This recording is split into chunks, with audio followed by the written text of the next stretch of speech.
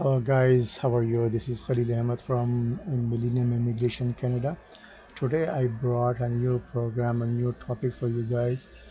For those who are PhDs, they did their PhD from Ontario in Canada. That this stream is called Ontario Immigration Nominee Program PhD graduate streams. Let's get some overview about this program. This stream is for PhD graduates. you know it is also an immigration stream under the Ontario Immigration Nominee Program. It gives international graduates with an Ontario PhD degree, which is also provides an opportunity for them to apply to permanently live and work in Ontario. You can apply this stream online, to be nominated. you know if you are nominated, your next step is to apply for your permanent residence through ircc. I have given the link here. You can go here. Okay, before you apply, make sure you meet all the mandatory requirements. I have given all mandatory requirements things later on. First of all, you have to understand the application process. you know you have to apply online through the OINP filing portals. It takes almost 2 hours to complete your applications. You have, once you started your application, you have 14 calendar days after register. And also, if you are not able to apply yourself, or you don't understand about the things, how to handle all these things, you can hire a representative who will complete it on your behalf, who can be a Canadian immigration lawyer or Canadian immigration regulated consultants. And you have to pay $1,500 Canadians to apply for this stream. And this money you have to pay via Visa debit, MasterCard, or MasterCard debit. Have your supporting documents ready. you know so you must get ready your supporting documents, either English or French. They must be scanned and ready to upload when you apply. If you do not, your application will be returned as incomplete, and your application fee will be refunded.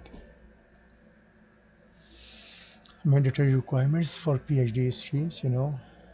First of all is that your education and the residency in Ontario. Ontario is a province of Canada. I already mentioned that. Settlement funds, intention to live in Ontario. Legal status, in Canada. Application period. Let's go one by one for this. All these mandatory requirements in education. They say that your the condition is that you must have completed the requirements necessary to obtain a PhD degree.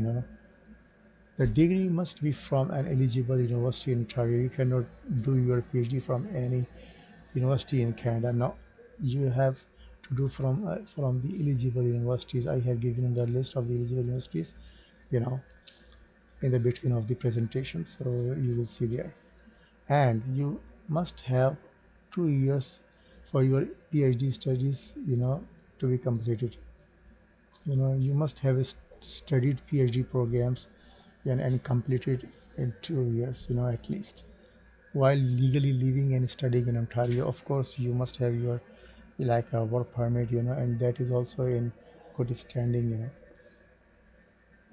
you know those people, some people, they are their companies, they send them to Canada for to do their PhD programs, and they take their, they give them bursary grants and scholarships that requires them to return to their home country back after they earn their PhD degrees. This will not work for them. If you are on this program, like you are taking bursary grants or scholarships, and then you will go back to your back home country after getting your PhD degree, this stream is not for these people. Residency in Ontario. You must have legally lived in Ontario for at least 1 year in the past 2 years before you apply. Suppose if you apply in 2020, the past 2 years will be a period of 2018 and around, and 1 year must be within this time of period. settlement funds. Of course, when you are coming to Canada, sometimes maybe you are accompanying your family members, including your spouse, Kamala partners, and children under the age of 22, including their children. If you have your children's, so including their children's means your children's. So then for them, they have set like a table for spending money or carrying money. You just click here.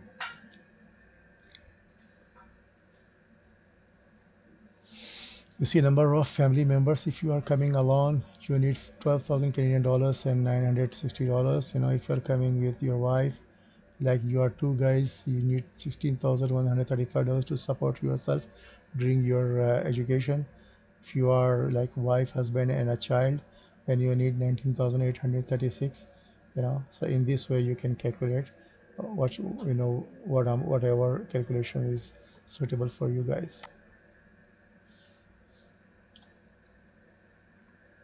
Intention to live in Ontario.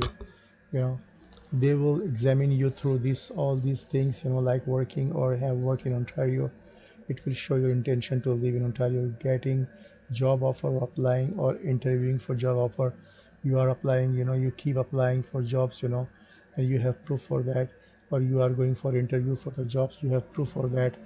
you know some email proofs or some letters, you are getting from companies. Okay, like you come for the interview, or so in this way you have proof that, and you can show them that you have intention to live in Ontario, or you are studying in any college or university, in the province.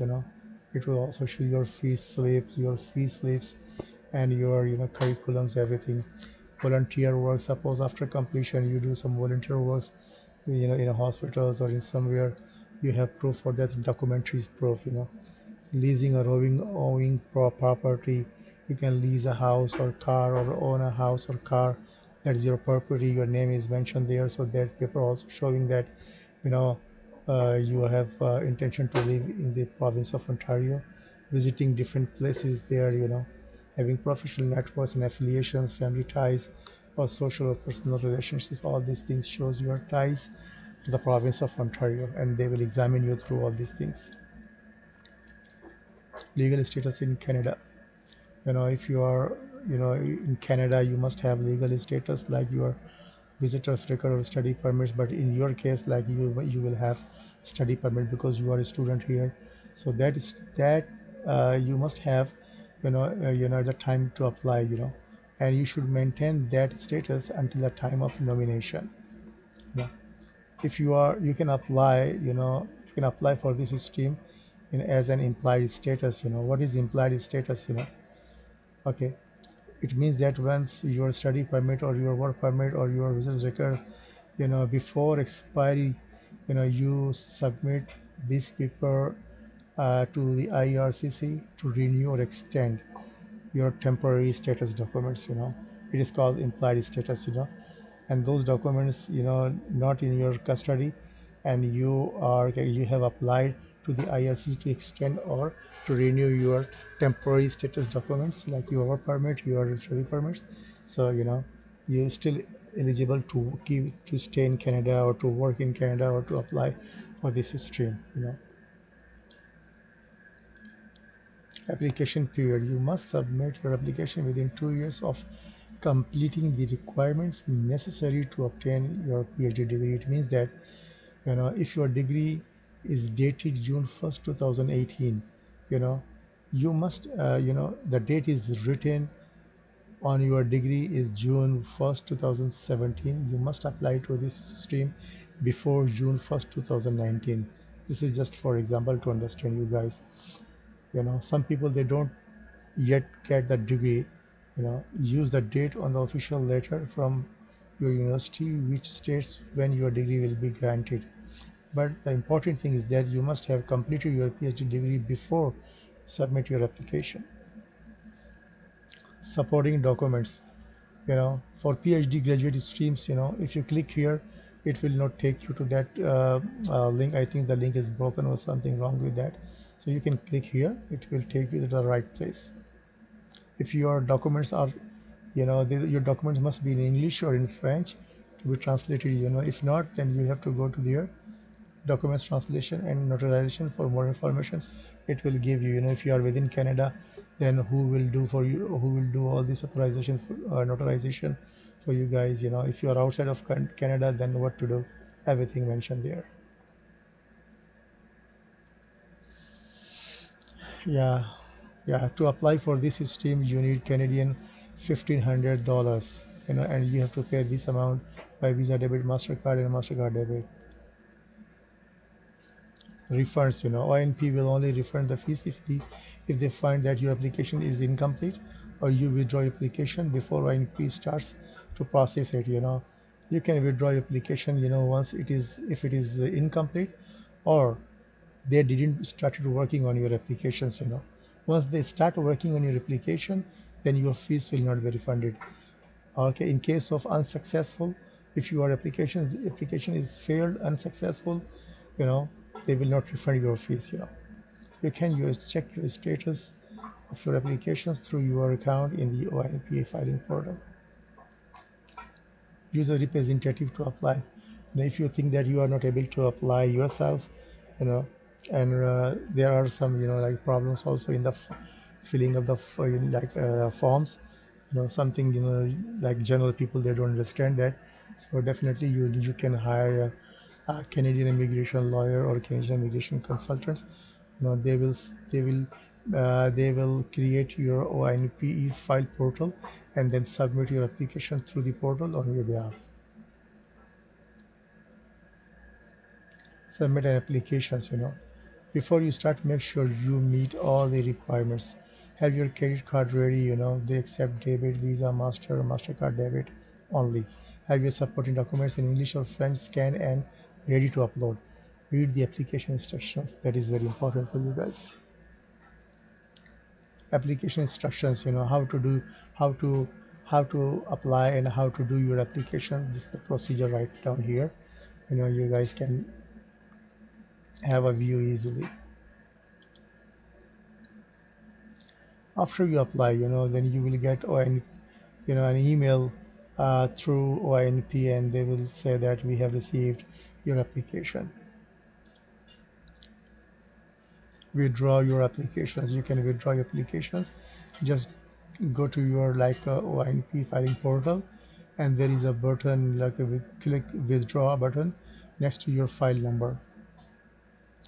OINP will only refund the application fees if you withdraw your application before we start processing it. Guys, please keep in mind, before we start processing it, this is very, very important. Keep in mind, once they started working on your applications, and after that you get unsuccessful for this stream, then they will not refund your money. Changes in personal information. Sometimes people, like, there are changes in their contact information, in their immigration status, like you have a study permit and that is expiring. You have to inform them. If that is expired, you have to inform them. Or some change in work permit, then you have to inform OINP. Changes in the family composition due to marriage, you know birth of child, change of custody of a child, divorce, separations, death. You have to inform all these things in your app, through online portal.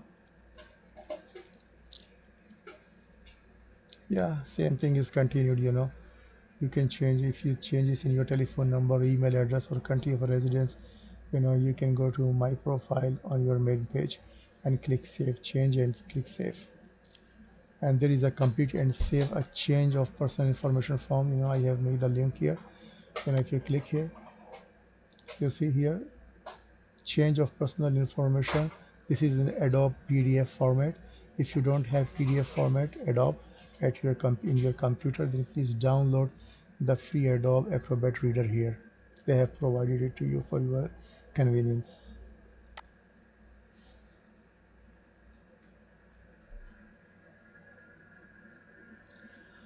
If you are nominated, if your application is successful, you will receive a nomination approval letter and nomination certificate by email. Okay, once OINP notify you, your next step is to apply for permanent residence to Immigration, Refugee and Citizenship Canada, which is in short form called IRCC, within 6 months of getting your nomination. You will need to include your nomination approval letter and nomination certificate. Guys, keep in mind, nomination does not guarantee approval of your application for permanent residence with IRCC. IRCC is a government body, they will work on your permanent residence, and OINP is a provincial uh, uh, organization, or body. They will do your yeah, like they will proceed and to nominate you in the province, but they cannot give you permanent residence. That is the authority of the IRCC. Approval of the nomination. Your nomination is subject to the following conditions until you receive your permanent residence. You must continue to demonstrate on a reasonable basis an intention to reside in Ontario. If you are not nominated, if you are unsuccessful or your application is unsuccessful, they will let you know by email. Okay, if you think that the decision is consisted of wrong, wrong decisions, if the decision is wrong, you think that OINP has made wrong decisions, then you have a chance to go for internal review. For this purpose, you have to you send an email to internal review revision intern at ontario.ca. You must email OINP within 30 calendar days of receiving your notice of refusal if you live in Canada. If you live outside of Canada, then you have 60 calendar days of receiving your notice of refusal. But guys, keep in mind, you have to go you have to apply through emails, in person or by post. They will not accept. Yeah, these are the universities which are eligible, you know for the PhD programs.